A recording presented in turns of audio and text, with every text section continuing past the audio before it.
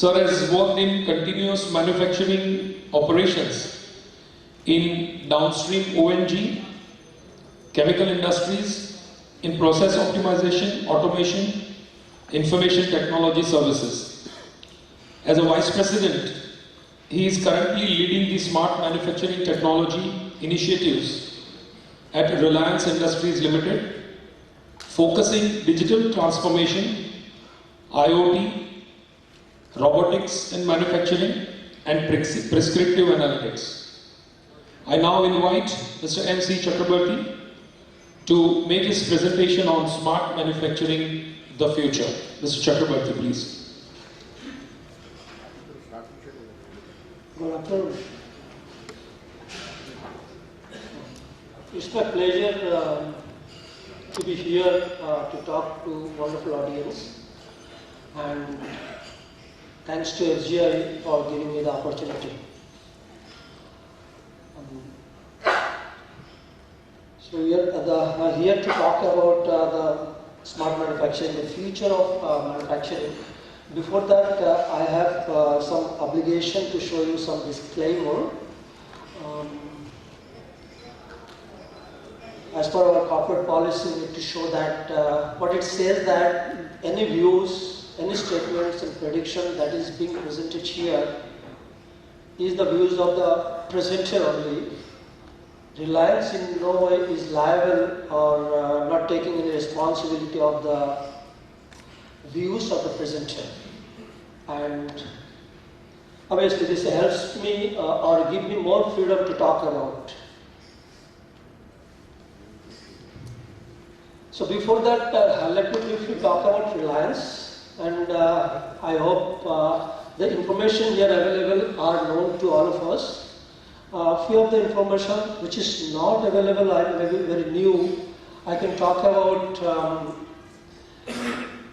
very recently Reliance crossed 10 lakh crores of market share, the first in India market, and there is one prediction.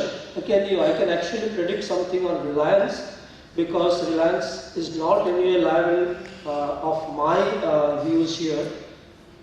Maybe in next quarter, Reliance is going to be a company crossing $2 billion net profit.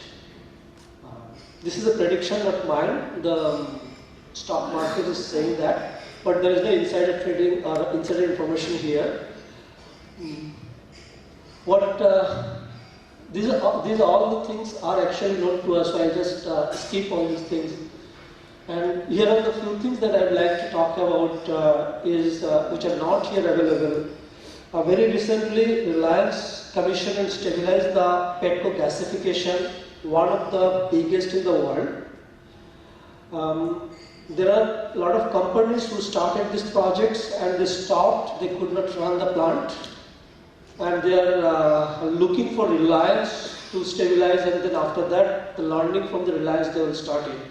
And Reliance stabilized petcoke gasification, and which is going to utilize the residue of the refinery, the petcoke, and producing syngas out of it, from there producing power, becoming a self-sufficient without actually importing any power from grid.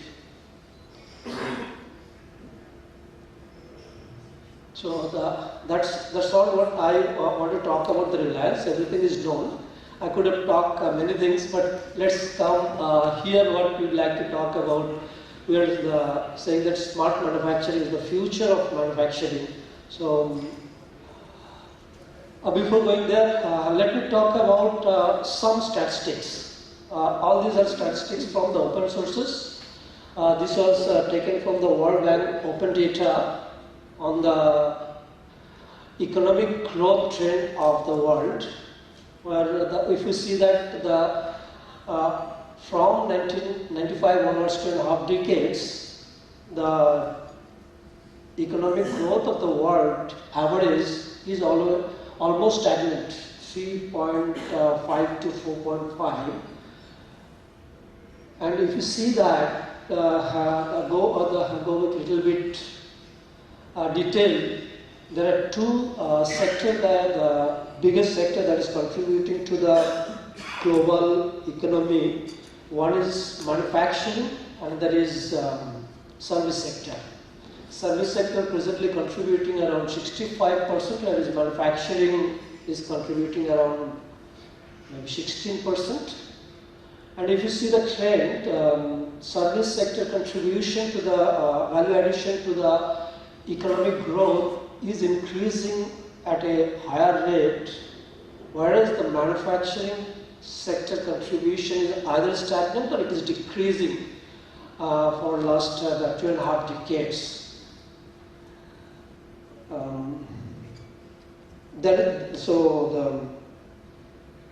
Let's see a little bit that if you come back from world to our India, how it is.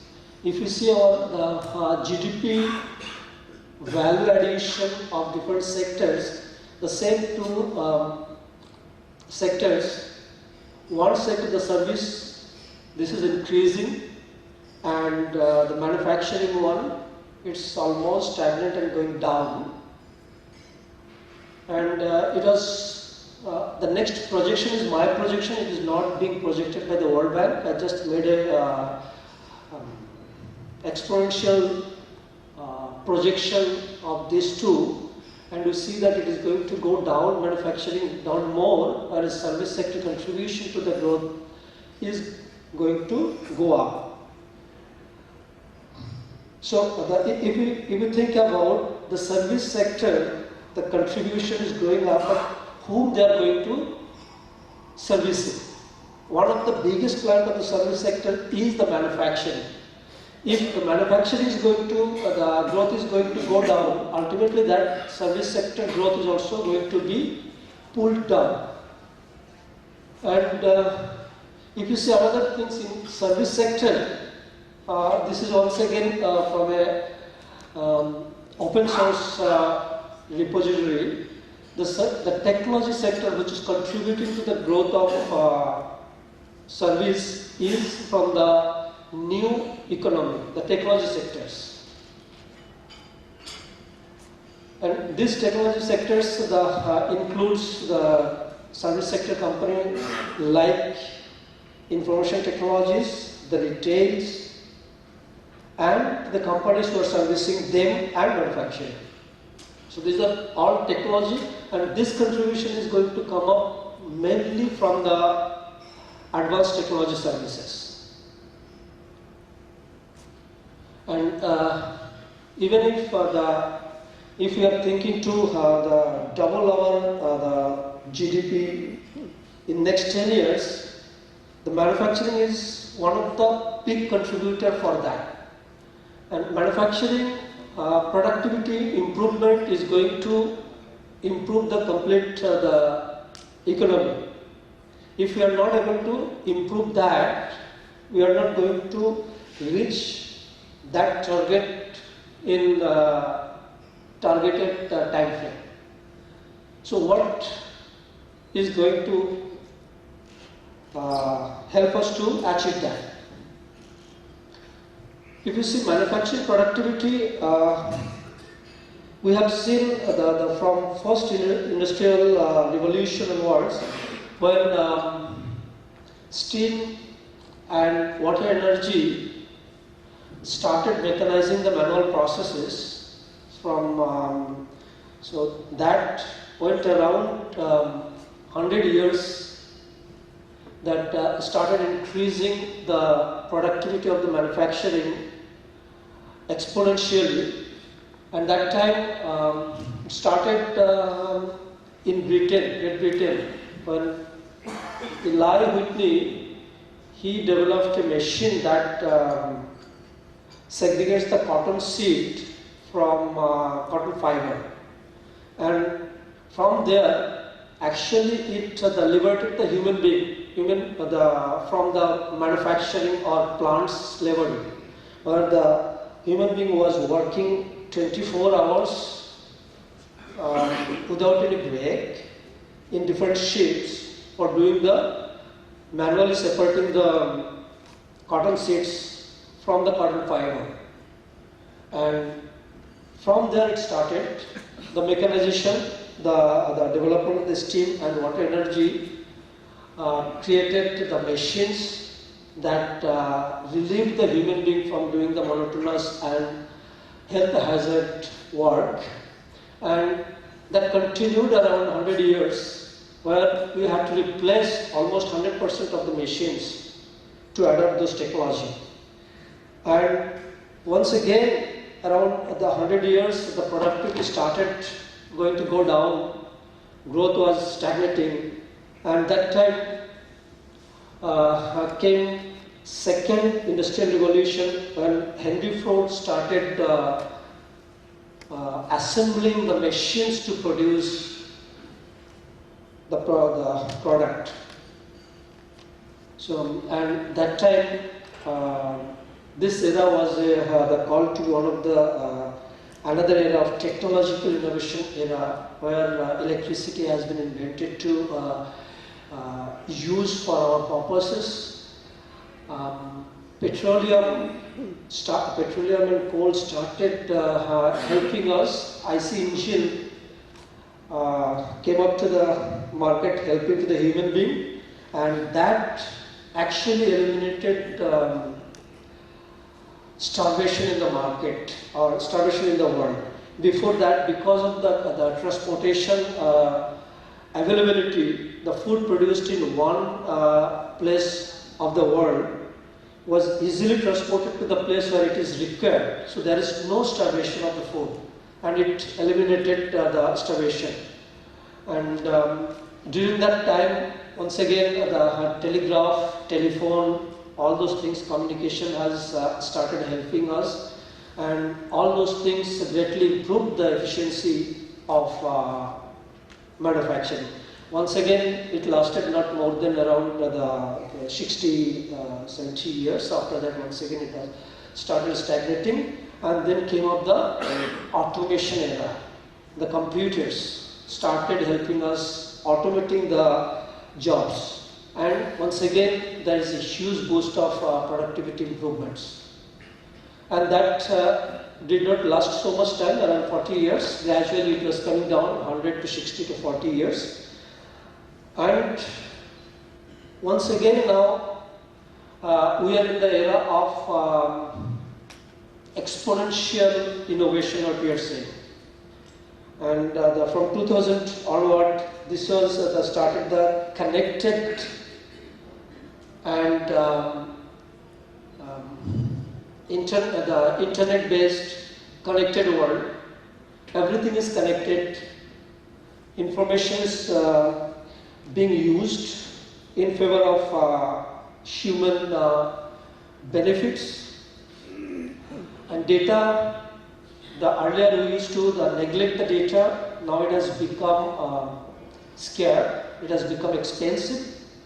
And with the advent of the new technologies that are in place, like Internet of Things, artificial intelligence, 3D printings, and analytics, advanced robotics, all these things are being now used, and those are started giving the benefit much higher rate than before.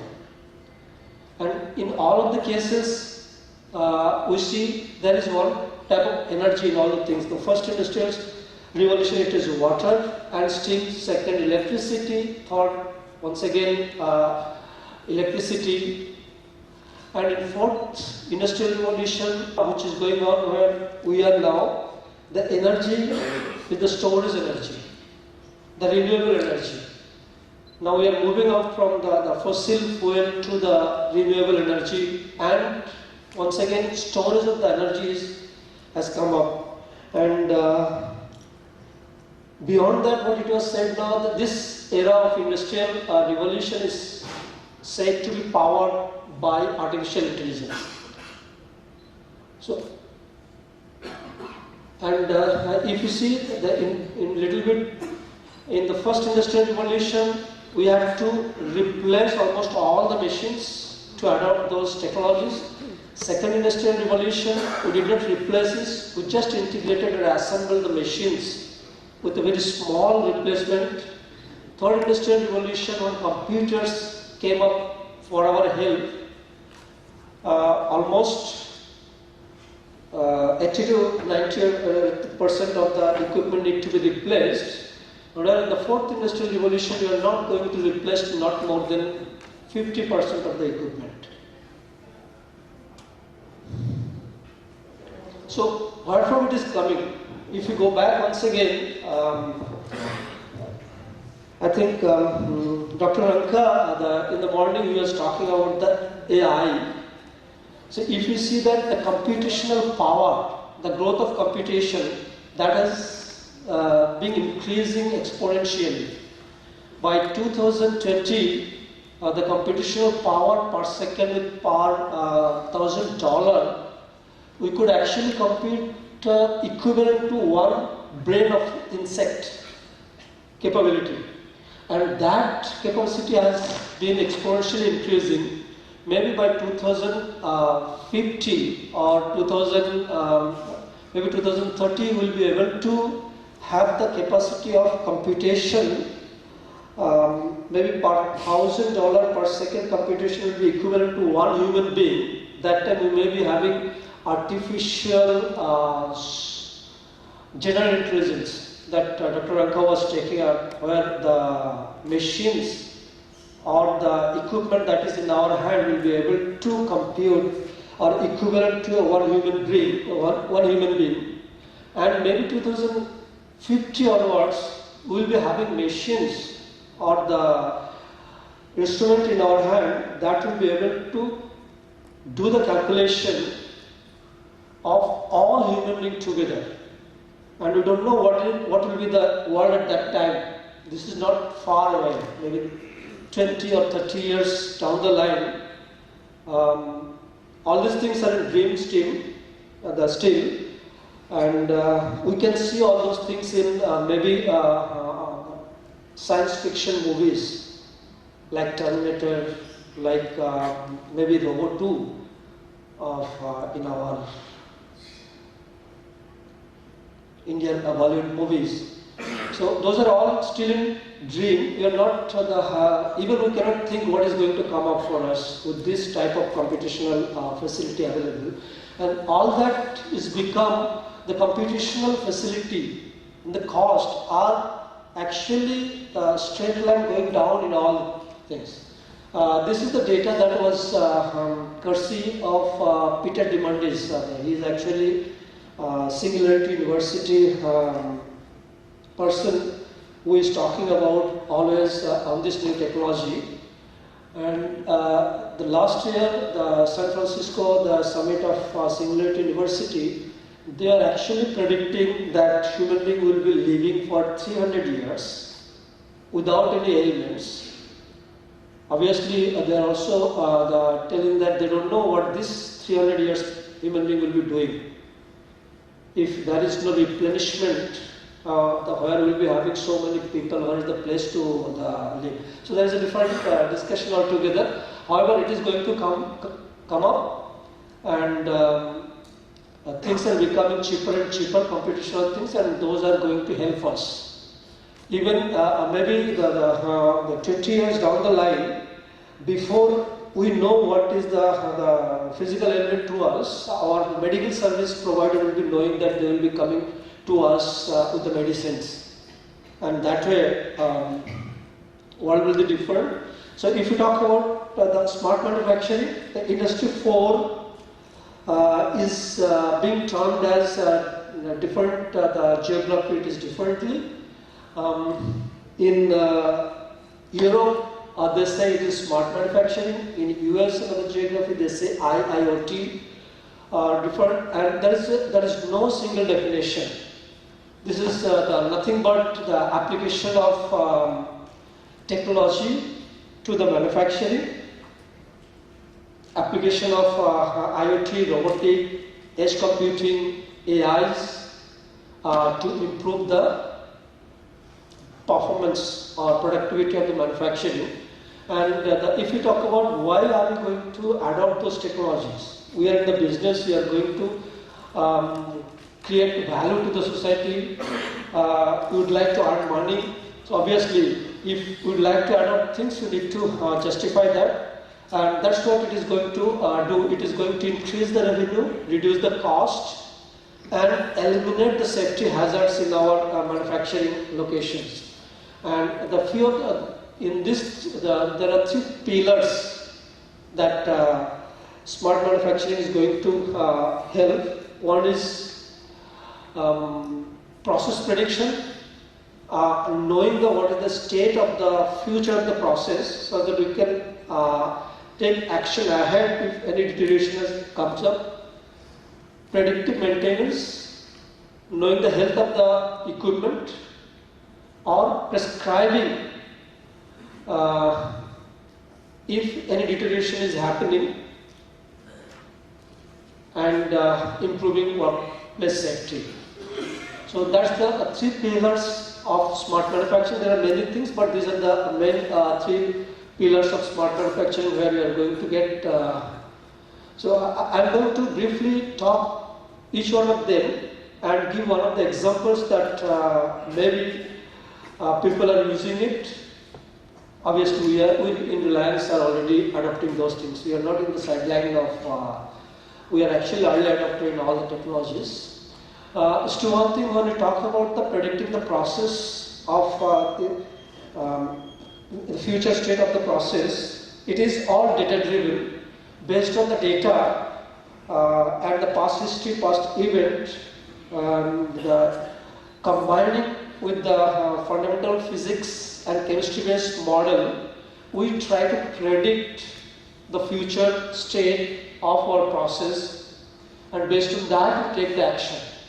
And in the, I think, World Economic Forum report of 2016, there is one report that I was talking about, that it is saying that in the manufacturing, mainly the continuous manufacturing process, we are collecting not more than 50% of the available data or information from our plant, and out of those 70% of the data we are not using at present, which can give huge benefit for our manufacturing.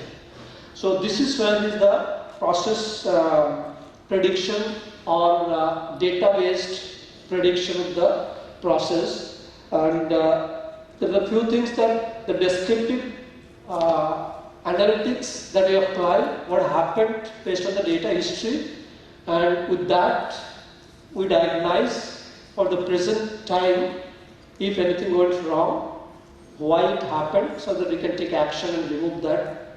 And we predict based on that what is going to happen. If anything is going to happen, what we are not looking for to happen, then what action we can take, the prescription. So we are trying to predict what is going to happen in future, taking action now, so that we are remaining as efficient as now.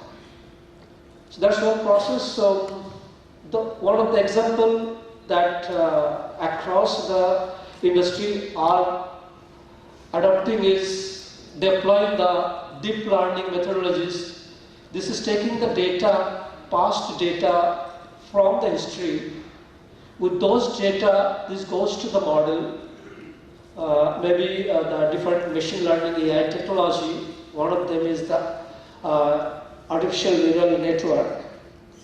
And it develops a model, and once that model is trained, that model continuously takes the data and starts predicting what is going to happen. And obviously, based on that, it also prescribes if something is going to happen adversely, what action can be taken. And this is the type of solution that is available now, and people are using it to their benefits.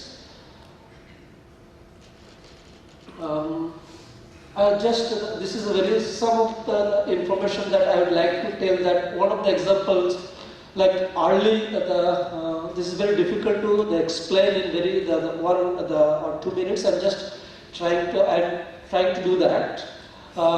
There are this top blue color or the green color, the points. Those are the quality parameter from process that is measured at every 4 hours. Goes to the lab.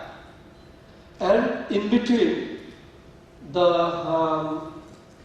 operator runs the plant blindly, even not knowing what is going to happen. And in that process of time, we end up producing lots of off-spec material. Like to give you an example of this one, if you see there are 3 points here, is the blue color points, which the lab analysis was saying that this went off-spec. And there is a prediction method available, the red color, the line, which is continuously taking the data from the process and it is continuously predicting the quality parameter.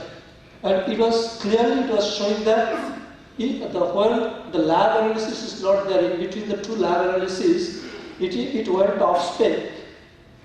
And if we could have taken this was before it was being deployed, just to showcase that how it is going to help it. If we could have taken the action when the red color box is going to off-spec, you could have actually avoided the off-spec product. That is maybe the few hundred pounds of the off-spec product has been produced. And that was one of the examples. There is a lot many examples. The people are using these technologies in their benefit, and all this happened available because this is a huge amount of data. Maybe to predict the red color lines, there are around 100 parameters every 5 seconds being captured, and every 1 minute all the aggregated data is being worked upon, and this prediction is being done. So it requires the big data and the computational facilities. Since we have now this the cheaper cost and the computational facilities, we could adopt these things in a very reasonable price. As we talked about, there is lots of places the computer vision, the image. Another example, we know that this image are the security things. Across the city, there is lots of security cameras. This constantly actually it is making surveillance and trying to find out, obviously, not only for the security reason, trying to find out if there is anybody doing something mischievous that is going to harm the society. And presently, I think in all the cities, these cameras are there, and these technologies are being increasingly used in our manufacturing plant also. And to give one example, specifically, there is a lot of places where human being inspects the product, and it is very difficult for a human being to keep the same level of efficiency continuously for 8 hours. They have to go to nature's calls, they have to go for food, and even for 8 hours they will not be able to work as efficiently when they start the work. So this technology comes in help for us. These videos can be analyzed using the big data and artificial intelligence technologies continuously, and if there is any defects or there is any abnormalities happening, it alerts, and immediately based on this alert, feedback can be given to the process to actually take out the defective material, or if there is any especially in case of the last part or the product being packaged, it can be taken out from the lines that is going to the customer. And we are all living for our customer. Whatever the product we produce, our customer has to use it. Any customer complaint is a serious threat for us to stay competitive in the market. So this type of the products gives us the, and this is one of the examples that also we also deployed. So not the much information is available because of the IP restrictions. The same one of the example that we have deployed in our plant. In the first one, where the one person is continuously working. This is an environment where there are the heat is there, high heat environment, high noise environment, and the contact of the chemicals is there. So prolonged the staying in this environment is not good for a human being. So we adapted this computer vision system, and that started working for us. Even some of the cases where the defects are not possible to find out in the naked eyes, human eyes, the computer is identifying those, and as soon as it identifies, it takes out from the final product line, and ultimately no defective product going to the customer. All open systems across the globe now, people are not spending money for software. Software is free. The cost is for the data. So we all use the open sources. All the deep learning, machine learning, AI algorithm, all those technologies or softwares are available in open sources. We use those things, and everybody, all of us almost use those and develop a solution. Only thing is, the scarcity is data. Maybe at present, all of our data is exposed to Google, Amazon, all those things, but time is not far when all this, they also have to buy data from us.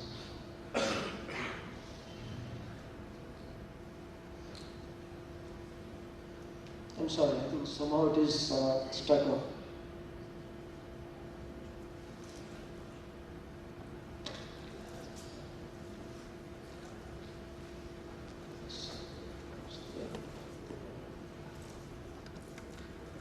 Being deployed just to showcase them how it is going to help you. If we could have taken the action when the red color box is going to off-spec, you could have actually avoided the off-spec product. That is maybe the few hundred pounds of the off-spec product has been produced. And that was one of the examples. There's a lot many examples. The people are using these technologies in their benefit, and all this happened available because this is a huge amount of data. Maybe to predict the red color lens, there are around 100 parameters every 5 seconds being captured, and every 1 minute all the aggregated data is being worked upon, and this prediction is being done. So it requires a huge, the big data and the computational facilities. Since we have now this the cheaper cost and the computational facilities, we could adopt these things in a very reasonable price. As we talked about, there is lots of places the computer vision, the image. Another example, we know that this image are the security things. Across the city, there is lots of security cameras. Constantly, actually, it is making surveillance and trying to find out. Obviously, not only for the security reason, trying to find out if there is anybody doing something mischievous that is going to harm the society. And presently, I think in all the cities, these cameras are there. And these technologies are being increasingly used in our manufacturing plant also. And to give one example, specifically, there is a lot of places where human being inspects the product. And it is very difficult for a human being to keep the same level of efficiency continuously for 8 hours. They have to go to nature's calls, they have to go for food, and even for 8 hours they will not be able to work as efficiently when they start the work. So this technology comes in help for us. These videos can be analyzed using the big data and artificial intelligence technologies continuously, and if there is any defects or there is any abnormalities happening, it alerts, and immediately based on this alert, feedback can be given to the process to actually take out the defective material, or if there is any especially in case of the last part or the product being packaged, it can be taken out from the lines that is going to the customer. And we are all living for our customer. Whatever the product we produce, our customer has to use it. Any customer complaint is a serious threat for us to stay competitive in the market. So this type of the products gives us the, and this is one of the examples that we also deployed. So not much information is available because of the IP restrictions. The same one of the examples that we have deployed in our plant. In the first one, where the one person is continuously working. This is an environment where there are the heat is there, high heat environment, high noise environment, and the contact of the chemicals is there. So prolonged the staying in this environment is not good for a human being. So we adapted this computer vision system, and that started working for us. Even some of the cases where the defects are not possible to find out in the naked eyes, human eyes, the computer is identifying those, and as soon as it identifies, it takes out from the final product line, and ultimately no defective product going to the customer. All open systems across the globe now, people are not spending money for software. Software is free. The cost is for the data. So we all use the open sources. All the deep learning, machine learning, AI algorithm, all those technologies or softwares are available in open sources. We use those things, and everybody, all of us almost use those and develop our solution. Only thing is, the scarcity is data. Maybe at present, all of our data is exposed to Google, Amazon, all those things, but time is not far when all this they also have to buy data from us.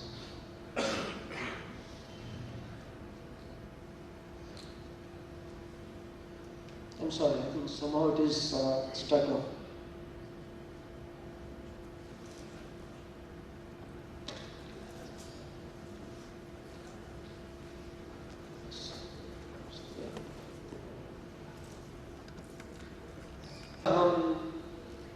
Lots of activities, and all of us follow this thing. One of the example is the just workflow that is followed. The machines are there. The person, a person just going and capturing the data, and those data. This is the old workflow where a human being is there. Those data, captured data, are used by the artificial intelligence machines trying to understand what is the happening, what happened, and what is going to happen, and based on that the data is given to the decision maker, where the decision maker can take the decision, or the decision without the decision maker can automatically pass on the decisions to the shop floor people, and he or she can deploy those actions to the shop floor. Whereas this is an old workflow. However, we don't want a human being to just gather information and collect it.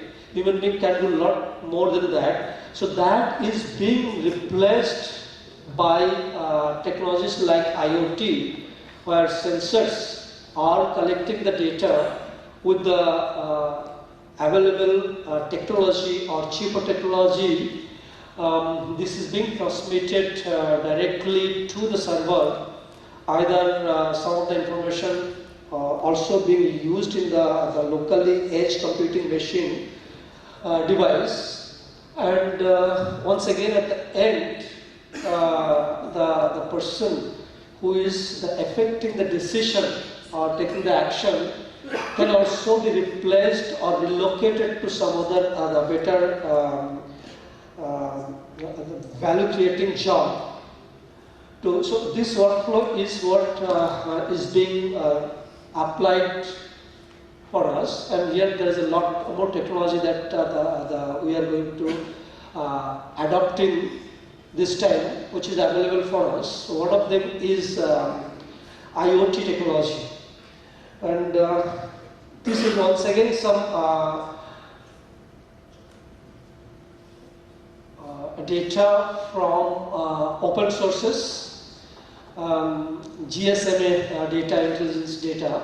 The IoT contribution in 2018 was around 0.2% of global GDP, and that is predicted to be 370 or 0.34% of the GDP. And at present in 2018, the contribution of that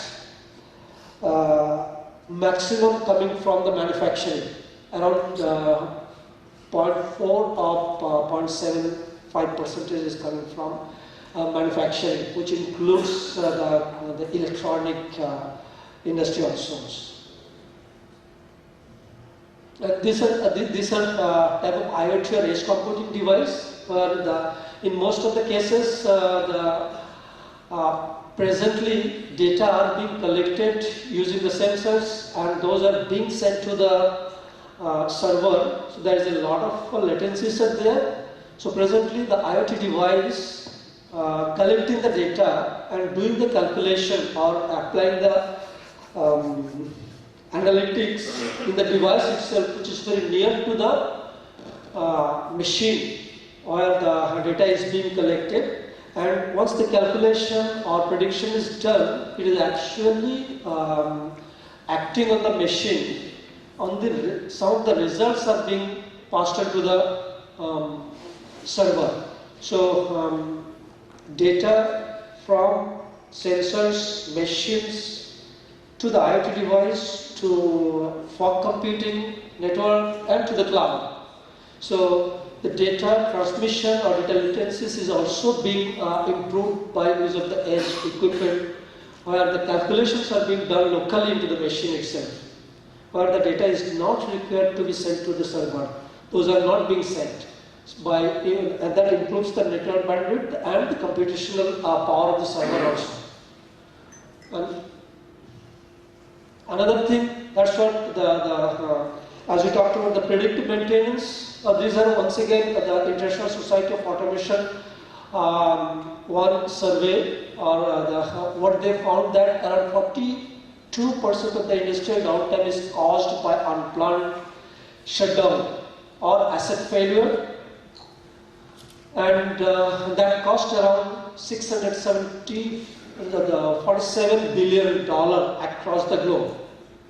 It's a huge, and what the smart manufacturing is going to help us is to eliminate those asset failure by providing the predictive and prescriptive maintenance, improving the asset residual life. So in case of the maintenance, there are a few things: reactive maintenance, predictive, and prescriptive maintenance. What we are targeting now is the predictive and prescriptive, then the reactive maintenance. So just to give another the view, in the left side, once again this has been taken from open sources. It is not my drawing, a disclaimer. I took it from, this diagram is specifically taken, left side diagram is Google's somewhere. Sorry, I forgot the author, I could not write it there because I could not find out the author name. What it is saying is that normal predictive maintenance or ad hoc maintenance that we do, if we continue to do that at certain time to do the machine repair, then we may be losing the valuable or the available the life of the machine sometimes, and sometimes we may end up actually having the downtime of the machine, and that will cause the complete plant shutdown. So there is either ad hoc, a time bound visual, and second thing what we can do is here once again it says that there's some part in number 2, the second one. If you see that from the history, we try to reduce the repair time, then we are going to actually lose the available life of the machines, ultimately the unexplored, unused life of the machines being done. So what is going to help us here is apply the technology and try to predict when the machine requires servicing and do the repair that way, ultimately eliminating the unplanned shutdown and asset failure. However, using the complete life of the machine's useful life. And how that is going to be done nowadays is the connected sensors are coming there. Those data once again going to cloud or on-premise data. Algorithm runs there, and it goes the health of the machine into the server as a dashboard. Or if there is anything untoward incident is going to come up as per the algorithm, that goes alert to the people who are supposed to repair the machines. And this is going to help us by reducing overall maintenance cost around 5 to 10%, and also maintenance times also, the saving. And this requires the sensors, connectivity, integration, augmented intelligence, and all these things. Our infrastructures are available. We are only need to deploy those things in our benefit. So as you talked about the robotics, when you talk about the AI, artificial intelligence, robotics comes in our mind. And so the robotics are being used in our manufacturing to eliminate the repetitive job, to eliminate the job where the human being exposure to the environment is risky to the human health, and to improve the efficiency.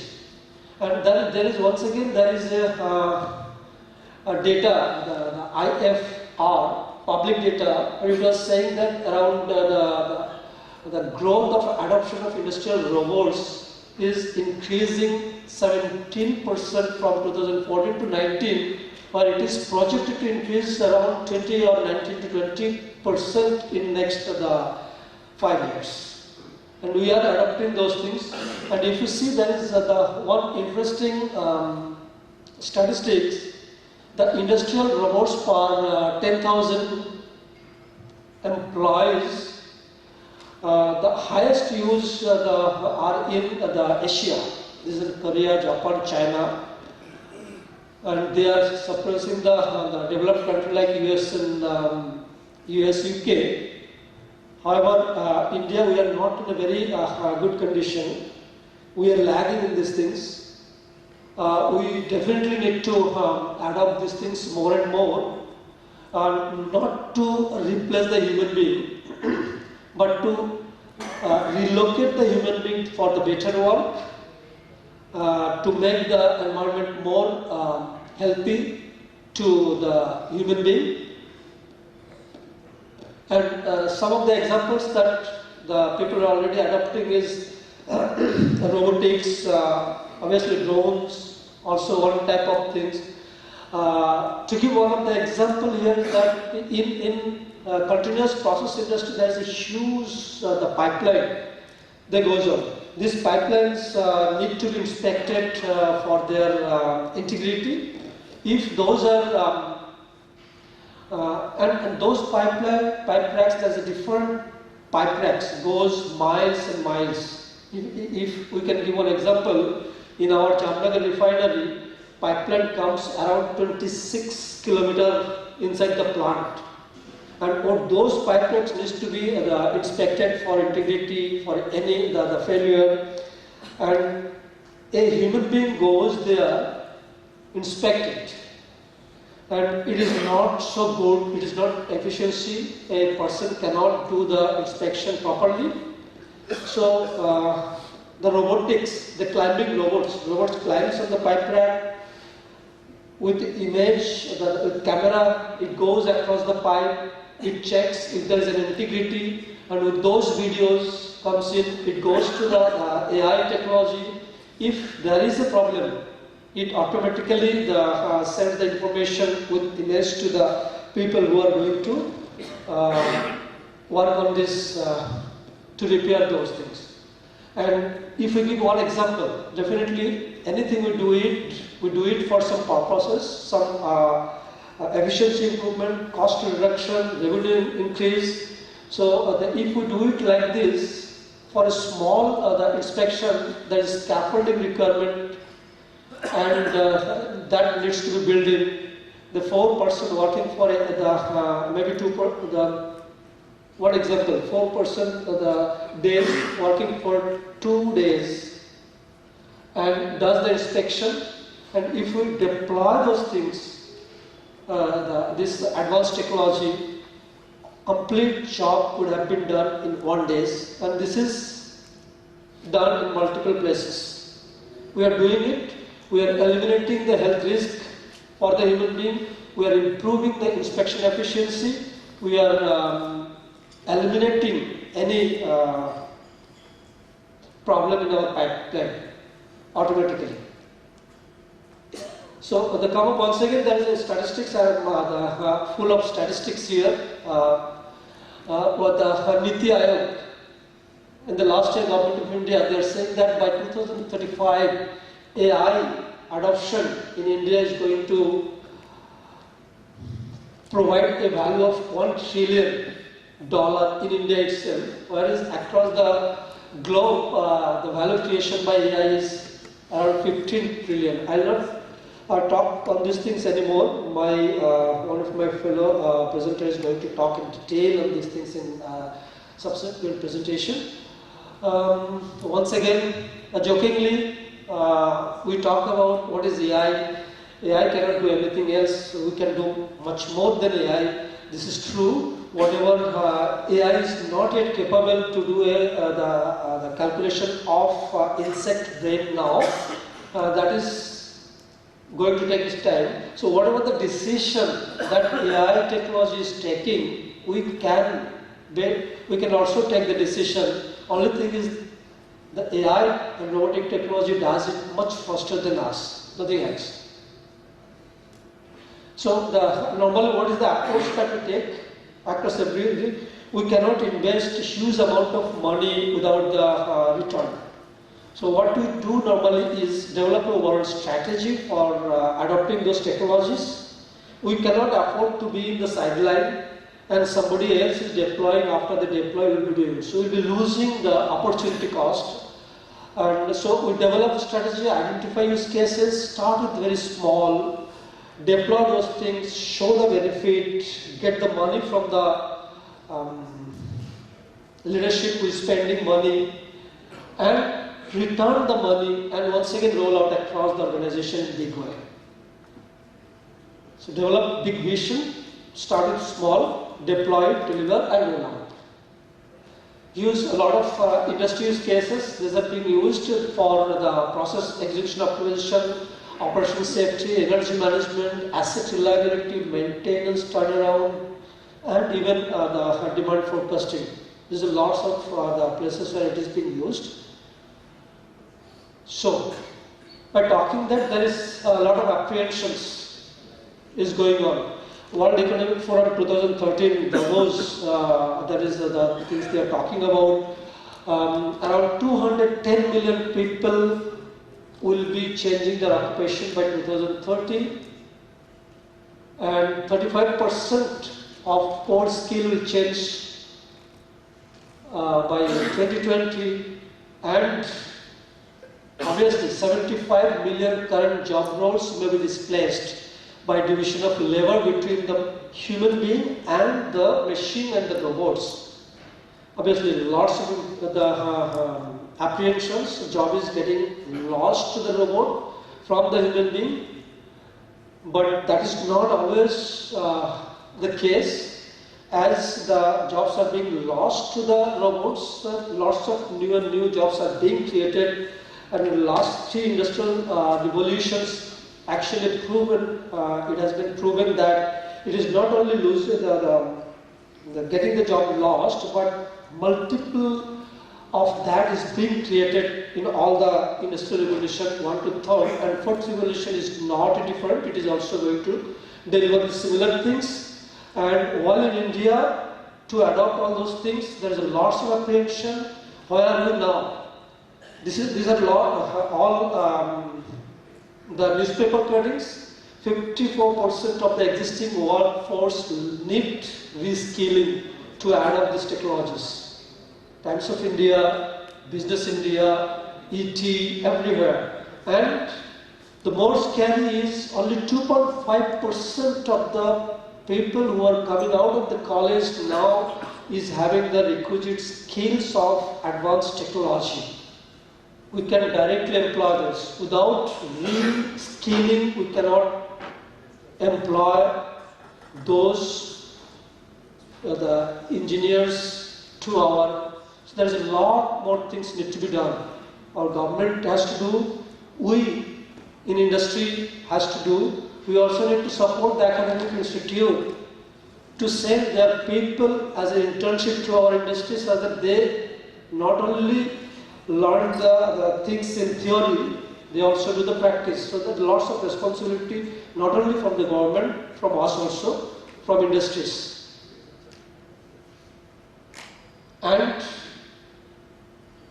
so once again another news item. This is not only creating taking our jobs, these are also creating the jobs. And this is once again Economic Times, I think September 19, 2019, 8 September specifically. Artificial intelligence is creating jobs in India, not just stealing them. It is creating, it is giving more than what it is taking from us. And while it is actually helping us, if technology is actually doing everything of us, what it is going to do, just to give one example, here there is a different type of examples, like medical practitioners. It is going to say that the radiologists, all those jobs will be getting lost to the robots or artificial intelligence. So and how it is getting created? Every image, every X-rays, every MRI things that is being done, the radiologist or medical practitioners will not be required to interpret it. This will get interpreted by the machine, only the results will come up to the doctor. And to develop those technology, to interpret those data, to level those images or developing these technologies are the human being. We say actually human in the loop. In the whole things.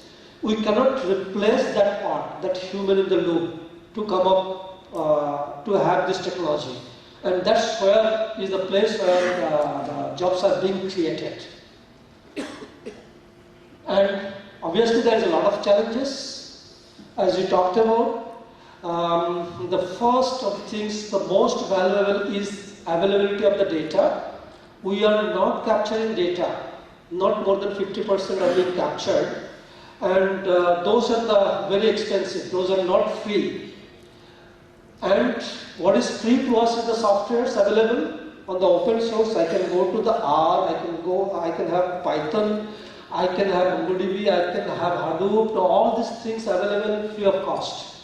I can just use those things. So the expensive thing is the domain things that has to be imbibed with this technology to develop the solution is the challenge.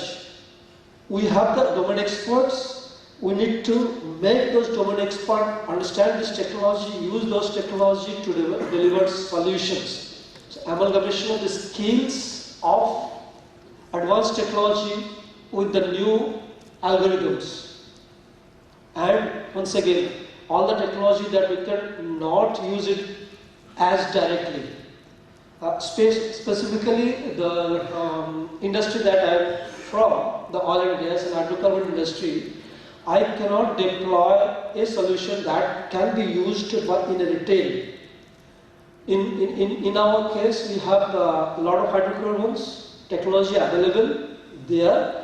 In outside industry, we cannot adopt those things because it has a lot of batteries.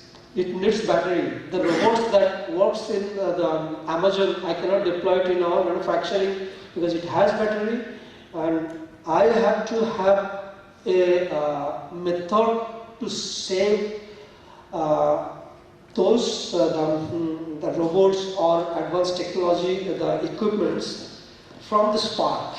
So I have to have a certification that are non-explosive enclosures. So I need to modify it to adapt it in our cases. And in most of the cases, every department has their own challenges.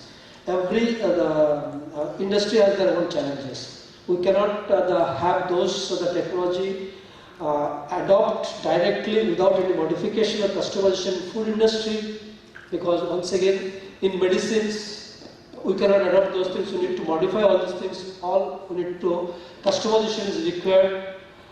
One of the big challenge of this technology is the cyber security.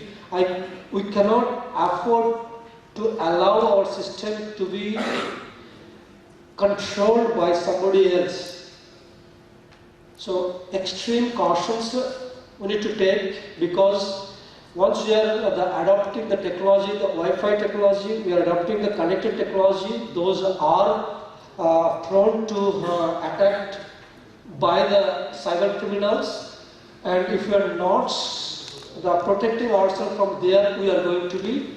There is a lots of instances we have found. There is in Middle East there is one plant. It has been attacked, and there is one plant. Their complete control system was being hijacked by the cyber criminals, creating havoc. Those things that do not come up into the newspaper because of a lot of security issues. And another big thing is that the confidence of the business leaders on the product, on these solutions, that it works, it is going to give us the benefit. Some statistics here, 85% of the US CEO and business leaders are AI optimistic.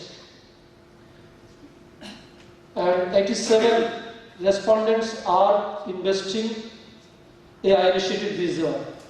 However, only 10% of CEO of India are confident on these things. So we need to bring confidence, and that confidence comes up only when we do deliver solution with confidence that gives the benefit to our industries. So just to talk about, I am fortunate that I am working in an industry where our CEO is the person who says data is the next energy of the world. We have huge data, and he encourages us to adopt all these new technologies. That's why we are pioneer in adopting technologies. We have huge data. That's our next oil. We have technology. We have geo and oil, the synonymous. Because of that, we are actually able to deliver a lot more solutions and adopt all those solutions by customizing. And obviously, we are pioneer in this field. There's a lots of pioneers there. We are one of them. And thanks.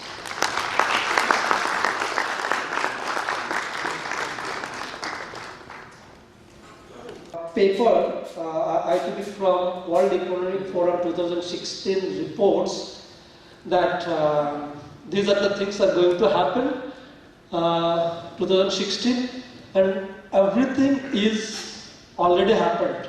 So whatever they predicted, it is done, and it is now available. So the predictions are not inaccurate enough. So here is the confidence of the CEOs. It is the getting. Thank you. If you have any questions or now, So can we